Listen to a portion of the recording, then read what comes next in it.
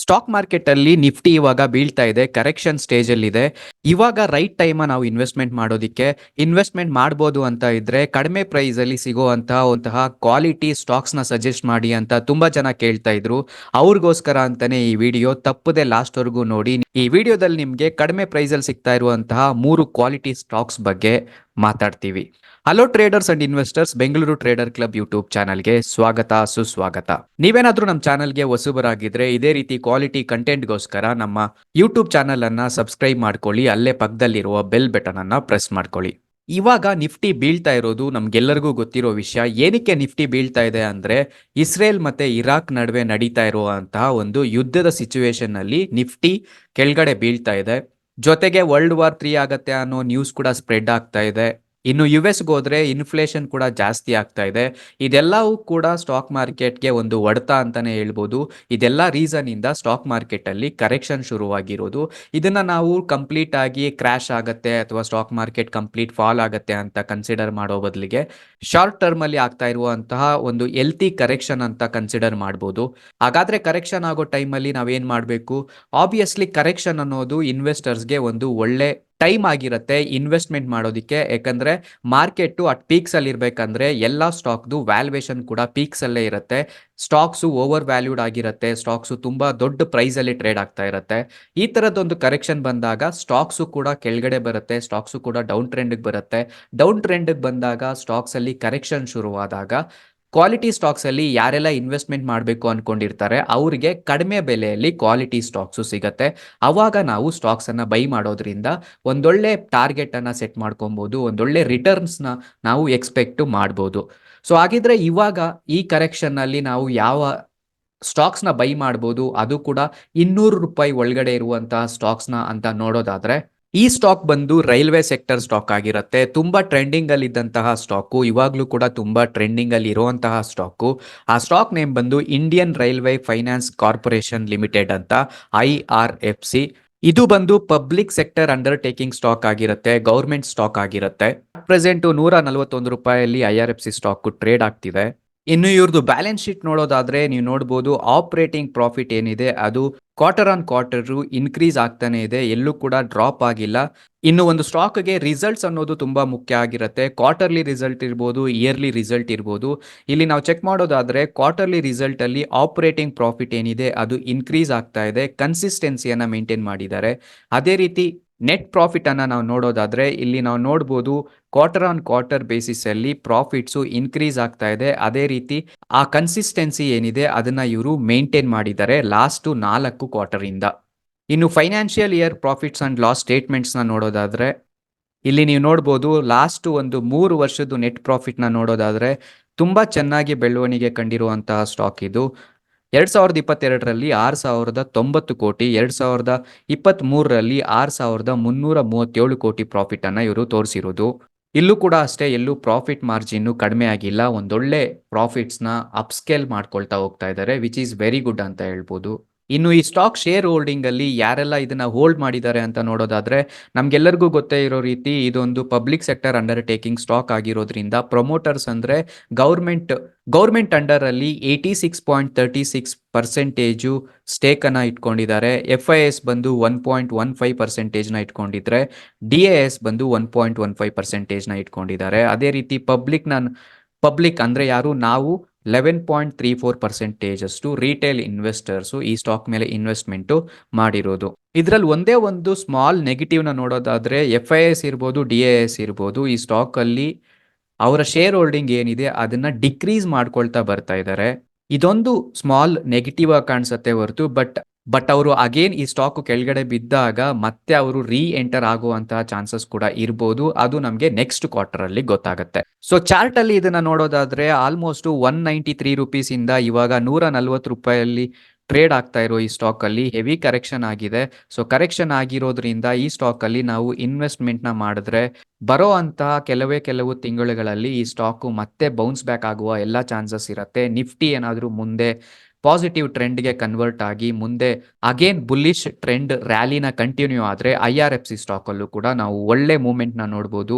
At present ನಮಗೆ ₹140 ಇರೋ ಈ ಸ್ಟಾಕ್ಗೆ ₹130 ಏನಿದೆ ಒಂದು ಒಳ್ಳೆ ಸಪೋರ್ಟ್ ಅಂತ ಕನ್ಸಿಡರ್ ಮಾಡ್ಬೋದು. ಅದೇ ರೀತಿ ರೆಸಿಸ್ಟೆನ್ಸ್ ಅಂತ ಬಂದಾಗ ₹150 ಒಂದು ರೆಸಿಸ್ಟೆನ್ಸು ನಮಗೆ ಕಾಣ್ತಿರೋದು. ಅದನ್ನ ಬ್ರೇಕ್ ಮಾಡಿದ್ರೆ ಸ್ಟಾಕು ₹180 ಇಂದ ಹಿಡಿದು ₹191 ಹೋಗುವಂತಹ ಚಾನ್ಸಸ್ ಇರುತ್ತೆ. ಅಕಸ್ಮಾತ್ ಇದೆಲ್ಲವನ್ನು ಬ್ರೇಕ್ ಮಾಡಿದ್ರೆ ಸ್ಟಾಕ್ ಅಲ್ಲಿ ಒಂದು ದೊಡ್ಡ ಮೂವ್ಮೆಂಟು ನಾವು ಎಕ್ಸ್ಪೆಕ್ಟ್ ಮಾಡಬಹುದಾಗಿದೆ. ಇನ್ನು ಲೀಸ್ಟ್ ಅಲ್ಲಿರೋ ಎರಡನೇ ಸ್ಟಾಕ್ ಬಂದು Indian renewable energy development agency limited ಅಂತ IREDA ಅಂತ NSE ಅಲ್ಲಿ ಲೀಸ್ಟ್ ಆಗಿರುವಂತಹ ಈ ಸ್ಟಾಕ್ ಮಾರ್ಕೆಟ್ ಕ್ಯಾಪಿಟಲೈಸೇಷನ್ ನೋಡೋದಾದ್ರೆ 43,000 ಕೋಟಿ ಮಾರ್ಕೆಟ್ ಕ್ಯಾಪಿಟಲೈಸೇಷನ್ ಇರೋದು. ಇತ್ತೀಚೆಗಷ್ಟೇ IPO ಮೂಲಕ ಸ್ಟಾಕ್ ಮಾರ್ಕೆಟ್ಗೆ ಹೊಸದಾಗಿ ಎಂಟರ್ ಆಗಿರೋ ಈ ಸ್ಟಾಕ್ಗೆ ತುಂಬಾ ಡಿಮ್ಯಾಂಡ್ ಕ್ರಿಯೇಟ್ ಆಗ್ತಾ ಇದೆ. ಏನಕ್ಕೆ ಅಂದ್ರೆ ಅಟ್ ಪ್ರೆಸೆಂಟ್ ಪ್ರಧಾನಮಂತ್ರಿ ಆಗಿರುವಂತಹ ನರೇಂದ್ರ ಮೋದಿ ಅವರು ರಿನ್ಯೂಯಬಲ್ ಎನರ್ಜಿ ಮೇಲೆ ತುಂಬಾ ಕಾನ್ಸಂಟ್ರೇಷನ್ ಮಾಡ್ತಾ ಇದ್ದಾರೆ. ಬರುವಂತ ದಿವಸದಲ್ಲಿ ಅವರೇನಾದ್ರೂ ಮತ್ತೆ ಪ್ರೈಮ್ ಮಿನಿಸ್ಟರ್ ಆದ್ರೆ ರಿನ್ಯೂಯಬಲ್ ಎನರ್ಜಿ ಸೆಕ್ಟರ್ ಅನ್ನ ತುಂಬಾ ಪುಷ್ ಮಾಡ್ತೀನಿ, ತುಂಬಾ ಡೆವಲಪ್ಮೆಂಟ್ ಮಾಡ್ತೀನಿ ಅಂತ ಎಲ್ಲ ಕಡೆ ಅವರು ಹೇಳ್ತಾ ಇದ್ದಾರೆ. ಅದೇ ಕಾರಣಕ್ಕೆ ರಿನ್ಯೂಯಬಲ್ ಎನರ್ಜಿ ಸ್ಟಾಕ್ಸ್ ಮೇಲೆ ಎಲ್ಲರ ಕಣ್ಣು ಈಗ ಇದ್ದೇ ಇದೆ. ಅದರಲ್ಲಿ ನಮಗೆ ಮೊದಲಿಗೆ ಕಾಣಿಸ್ತಾ ಇರೋದು ಇಂಡಿಯನ್ ರಿನ್ಯೂಯಬಲ್ ಎನರ್ಜಿ ಡೆವಲಪ್ಮೆಂಟ್ ಅಂತ. ಇದು ಕೂಡ ಸ್ಟಾಕು ₹200 ಒಳಗಡೆ ಟ್ರೇಡ್ ಆಗ್ತಾ ಇದೆ. ಸ್ಟಾಕ್ PE ರೇಷಿಯೋ ಬಂದು 49.8 ಇದೆ. ಈ ಸ್ಟಾಕ್ ಅಲ್ಲಿ ಏನಾದರೂ ಇನ್ ಸ್ವಲ್ಪ ಕರೆಕ್ಷನ್ 10% ಆರ್ 15% ಕರೆಕ್ಷನ್ ಆದ್ರೆ ಒಳ್ಳೇದು ಅನ್ಸುತ್ತೆ ಎಂಟ್ರಿ ತಗೊಳ್ಳೋದಿಕ್ಕೆ. ಅದೇ ರೀತಿ ROCE 8.17% ಇದೆ. ತೀರಾ ಜಾಸ್ತಿನೂ ಅಲ್ಲ, ತೀರಾ ಕಡಿಮೆನೂ ಅಲ್ಲ, ಒಂದು ನಾರ್ಮಲ್ ಸ್ಟೇಜ್ ಅಲ್ಲಿ ROCE ಅಂದ್ರೆ ರಿಟರ್ನ್ ಆನ್ ಕ್ಯಾಪಿಟಲ್ ಎಂಪ್ಲಾಯ್ಡ್ ಇರೋದು. ಅದೇ ರೀತಿ ಡೆಟ್ ಬಂದು 40,000 ಕೋಟಿ ಡೆಟ್ ಇದೆ. 43,000 ಮಾರ್ಕೆಟ್ ಕ್ಯಾಪಿಟಲೈಸೇಷನ್ ಇರೋ ಸ್ಟಾಕ್ಗೆ ಡೆಟ್ 40,000 ಅಂತ ಇರೋದು. ಇದು ಅಗೇನ್ ಸ್ವಲ್ಪ ನೆಗೆಟಿವ್ ಪಾಯಿಂಟ್ ಅಂತ ಕನ್ಸಿಡರ್ ಮಾಡಬೇಕಾಗತ್ತೆ. ROE ರಿಟರ್ನ್ ಆನ್ ಈಕ್ವಿಟಿ 15.4% ಇದೆ. Again good. Profit after all taxes 865 ಕೋಟಿ ಇದೆ. ಪ್ರಾಫಿಟಬಲ್ ಸ್ಟಾಕ್ ಇದಾಗಿದೆ. ಅದೇ ರೀತಿ ರಿಸರ್ವ್ಸ್ ಅನ್ನ ನಾವು ನೋಡೋದಾದ್ರೆ 3,651 ಕೋಟಿ ರಿಸರ್ವ್ಸ್ ಅನ್ನ ಇಟ್ಕೊಂಡಿದ್ದಾರೆ. ಈ ಸ್ಟಾಕು ಅಗೇನ್ ಮುಂದಿನ ದಿವಸದಲ್ಲಿ ಒಳ್ಳೆ ಪ್ರಾಜೆಕ್ಟ್ಸ್ ಮೇಲೆ ವರ್ಕ್ ಮಾಡ್ತೀವಿ ಅಂತ ಕೂಡ ನ್ಯೂಸ್ ಅಲ್ಲಿ ಬರ್ತಾ ಇರುತ್ತೆ.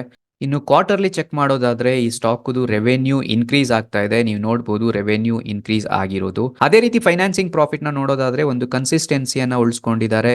ಇನ್ನು ಪ್ರಾಫಿಟ್ ಬಿಫೋರ್ ಟ್ಯಾಕ್ಸ್ ಇರ್ಬೋದು, ಪ್ರಾಫಿಟ್ ಆಫ್ಟರ್ ಟ್ಯಾಕ್ಸ್ ಇರ್ಬೋದು. ಯಾವುದೇ ಒಂದು ಸ್ಟಾಕ್ಗೆ ನಮಗೆ ಆಫ್ಟರ್ ಟ್ಯಾಕ್ಸು ಏನು ಉಳಿಯತ್ತೆ ಅದೇ ನೆಟ್ ಪ್ರಾಫಿಟ್ ಅಂತ. ಸೊ ಇವಾಗ ಇದರಲ್ಲಿ ನಾವು ನೋಡೋದಾದ್ರೆ ನೆಟ್ ಪ್ರಾಫಿಟ್ ನಾವು ನೋಡೋದಾದ್ರೆ 201 ಕೋಟಿಯಿಂದ ಹಿಡಿದು 336 ಕೋಟಿಗೆ ಲಾಸ್ಟ್ 4 ಕ್ವಾರ್ಟರ್ ಅಲ್ಲಿ ಇಂಪ್ರೂವ್ ಮಾಡ್ಕೊಂಡಿರೋದು.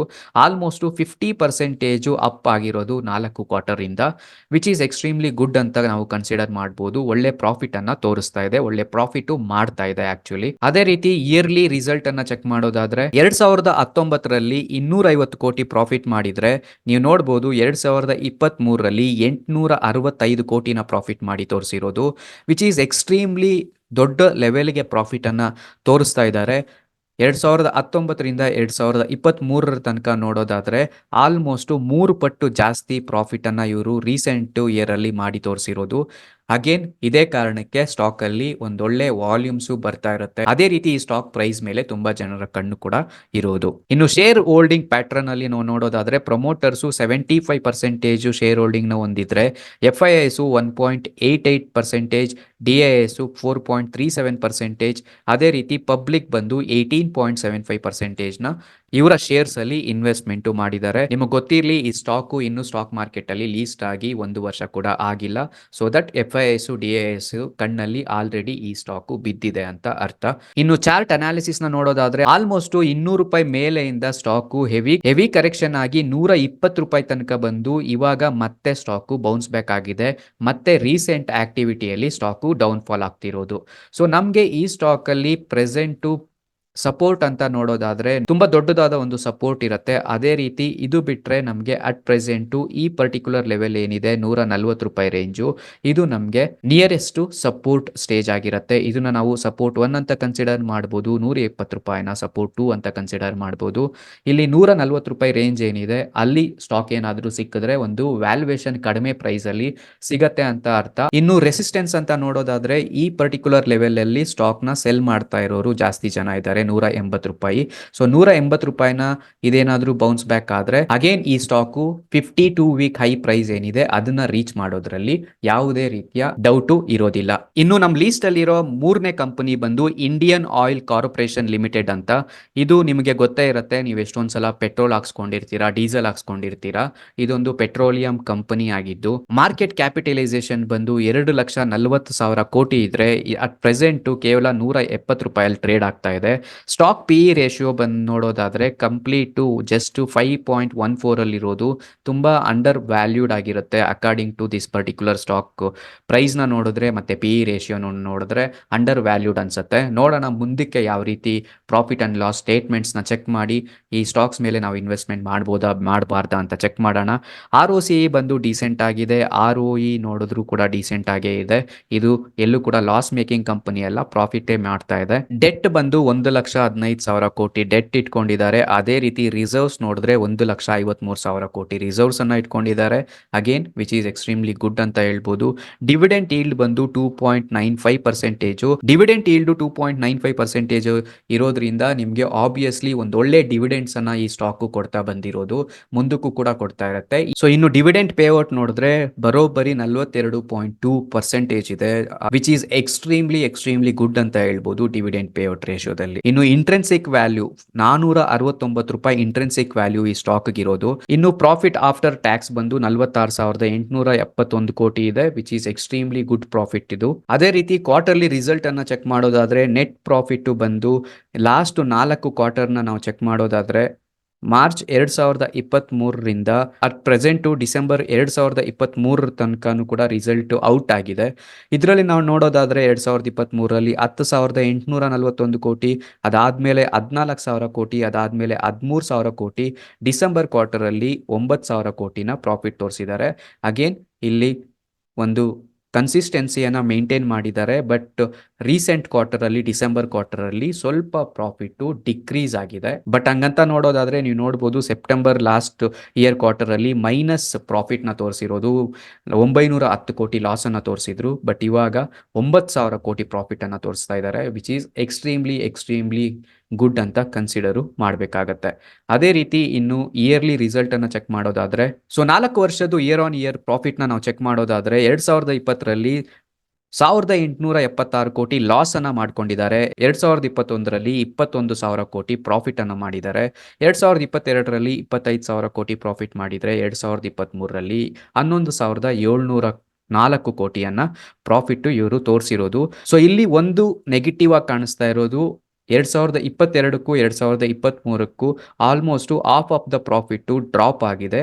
ಇದನ್ನ ನಾವು ಸ್ವಲ್ಪ ನೋಡ್ಕೊಬೇಕಾಗತ್ತೆ. ಮುಂದಿನ ವರ್ಷಗಳಲ್ಲಿ ಇವರು ಯಾವ ರೀತಿ ಇಲ್ಲಿಂದ ಮೇಲೆ ಹೋಗ್ತಾರಾ ಅಥವಾ ಇಲ್ಲಿಂದ ಮತ್ತೆ ಪ್ರಾಫಿಟ್ನ ಕೆಳಗಡೆ ಬೀಳಿಸ್ತಾರಾ ಅಂತ. ಸೊ ಇಲ್ಲಿಂದ ಆಬ್ವಿಯಸ್ಲಿ ಮೇಲೆ ಹೋದ್ರೆ ಮಾತ್ರನೇ ಈ ಸ್ಟಾಕು ಮತ್ತೆ ಒಂದೊಳ್ಳೆ ಮೂಮೆಂಟಮ್ನ ಬೇಗ ಎಕ್ಸ್ಪೆಕ್ಟ್ ಮಾಡ್ಬೋದು. ಅಕಸ್ಮಾತ್ ಪ್ರಾಫಿಟ್ ಏನಾದರೂ ಕಡಿಮೆ ಆದರೆ ಇಲ್ಲಿ ಅಗೇನ್ ಕರೆಕ್ಷನ್ ಬರುವ ಚಾನ್ಸಸ್ ಜಾಸ್ತಿ ಇರುತ್ತೆ, ಇದನ್ನ ನೆನಪಲ್ಲಿಟ್ಕೊಳ್ಳಿ. ಇನ್ನು ಶೇರ್ ಹೋಲ್ಡಿಂಗ್ ಪ್ಯಾಟ್ರನ್ ನೋಡಿದ್ರೆ ಪ್ರಮೋಟರ್ಸು 51% ಇದ್ರೆ FIIs ಬಂದು 8.84% ಇವರು ಉಳಿಸ್ಕೊಂಡಿದ್ದಾರೆ. ರೀಸೆಂಟ್ ಕ್ವಾರ್ಟರ್ಸ್ ಅಲ್ಲಿ FIIs ಈ ಸ್ಟಾಕ್ ಮೇಲೆ ಇನ್ಕ್ರೀಸ್ ಮಾಡಿದ್ದಾರೆ ಶೇರ್ ಹೋಲ್ಡಿಂಗ್ ಅನ್ನ. ಅದೇ ರೀತಿ DIS ನೋಡೋದಾದ್ರೆ DIS 9.90% ಉಳಿಸ್ಕೊಂಡಿದ್ರೆ, ಗೌರ್ಮೆಂಟ್ ಬಂದು 19.60% ಗೌರ್ಮೆಂಟ್ ಉಳಿಸ್ಕೊಂಡಿದೆ. ಅದೇ ರೀತಿ ಪಬ್ಲಿಕ್ ಬಂದು 10.13% ಶೇರ್ಸ್ ಅನ್ನ ಇಟ್ಕೊಂಡಿದ್ದಾರೆ. ಸೊ ಓವರ್ ಆಲ್ ಆಗಿ ನಾವು ನೋಡೋದಾದ್ರೆ FIIs ಈ ಸ್ಟಾಕ್ ಮೇಲೆ ಇನ್ಕ್ರೀಸ್ ಮಾಡಿದ್ದಾರೆ, DIS ಕೂಡ ಈ ಸ್ಟಾಕ್ ಅಲ್ಲಿ ಇನ್ವೆಸ್ಟ್ಮೆಂಟ್ ಮಾಡಿದ್ದಾರೆ, ಗೌರ್ಮೆಂಟ್ ಕೂಡ ಸ್ಟಾಕ್ ನ ಇಟ್ಕೊಂಡಿದೆ, ಸೊ ಪಬ್ಲಿಕ್ ಕೂಡ ಒಂದೊಳ್ಳೆ ಇಂಟ್ರೆಸ್ಟ್ ತೋರಿಸಿದ್ದಾರೆ. ಸೊ ಓವರ್ ಆಲ್ ಆಗಿ ಪ್ರೊಮೋಟರ್ಸು ತೀರಾ ಜಾಸ್ತಿನೂ ಅಲ್ಲ ತೀರಾ ಕಡಿಮೆನೂ ಅಲ್ಲ, 50% ಪ್ರೊಮೋಟರ್ಸ್ ಕೂಡ ಇಟ್ಕೊಂಡಿದ್ದಾರೆ. ಇನ್ನು ಈ ಸ್ಟಾಕ್ ಚಾರ್ಟ್ ನ ನೋಡೋದಾದ್ರೆ ಆಲ್ಮೋಸ್ಟ್ 200 ರುಪೀಸ್ ನಿಯರ್ ಇಂದ ಸ್ಟಾಕ್ ಅಲ್ಲಿ ಕರೆಕ್ಷನ್ ಬಂದು ಅಟ್ ಪ್ರೆಸೆಂಟ್ 170 ರುಪೀಸ್ ಅಲ್ಲಿ ಟ್ರೇಡ್ ಆಗ್ತಾ ಇದೆ. ಇದು ಬಂದು ಡೌನ್ ಟ್ರೆಂಡ್ ಅಲ್ಲಿ ಇದ್ದಾಗ ಈ ಪರ್ಟಿಕ್ಯುಲರ್ ಪ್ರೈಸ್ ರೇಂಜ್ ಇಂದ ಬೌನ್ಸ್ ಬ್ಯಾಕ್ ಆಗಿದೆ. ಆಲ್ಮೋಸ್ಟ್ 150 to 160 ರುಪೀಸ್ ರೇಂಜ್ ಏನಿದೆ ಅಂದ್ರೆ ಪ್ರೀವಿಯಸ್ ಬ್ರೇಕ್ಔಟ್ ರೇಂಜ್ ಏನಿದೆ ಅದೇ ರೇಂಜು ಇವಾಗ ನಮಗೆ ಸಪೋರ್ಟ್ ಆಗಿ ಕಾಣಿಸ್ತಾ ಇದೆ. ಇದು ನಮಗೆ S1 ಅಂತ ಕನ್ಸಿಡರ್ ಮಾಡಬೇಕಾಗತ್ತೆ. ಅದೇ ರೀತಿ ನಮಗೆ ಮೇಜರ್ ರೆಸಿಸ್ಟೆನ್ಸ್ ಅಂತ ಕಾಣಿಸ್ತಿರೋದು ಈ particular level almost 190 to 200 rupees range ಏನಿದೆ ಇದು ನಮಗೆ ರೆಸಿಸ್ಟೆನ್ಸ್ ಆಗಿರುತ್ತೆ. ಇನ್ ಬಿಟ್ವೀನು ಸ್ಟಾಕು ಯಾವುದೇ ಕಡೆ ಬ್ರೇಕ್ಔಟ್ ಕೊಟ್ಟರು ಕೂಡ ಒಂದೊಳ್ಳೆ ಮೂಮೆಂಟಮ್ನ ನಾವು ಎಕ್ಸ್ಪೆಕ್ಟ್ ಮಾಡ್ಬೋದು. ಎಸ್ಪೆಷಲಿ ₹200 ಅಬೋವ್ ಮೇಲೆ ಸ್ಟಾಕಲ್ಲಿ ಒಳ್ಳೆ ಮೂಮೆಂಟು ಬರುವಂತಹ ಎಲ್ಲ ಚಾನ್ಸಸ್ಸು ಕಾಣಿಸ್ತಾ ಇದೆ. ಸೊ ಇದಿಷ್ಟು ₹200 ಒಳಗಡೆ ಟ್ರೇಡ್ ಆಗ್ತಾ ಇರುವಂತಹ ಕ್ವಾಲಿಟಿ ಸ್ಟಾಕ್ಸ್ದು ಅನಾಲಿಸಿಸ್ ಆಗಿರುತ್ತೆ. ಅಕಸ್ಮಾತ್ ನೀವು ಇನ್ವೆಸ್ಟ್ಮೆಂಟ್ ಮಾಡಿದ್ರೆ ಯಾವ ಸ್ಟಾಕ್ ಮೇಲೆ ಇನ್ವೆಸ್ಟ್ಮೆಂಟ್ ಮಾಡ್ತೀರಾ ಅಂತ ಕಮೆಂಟ್ ಮಾಡಿ ತಿಳಿಸಿ.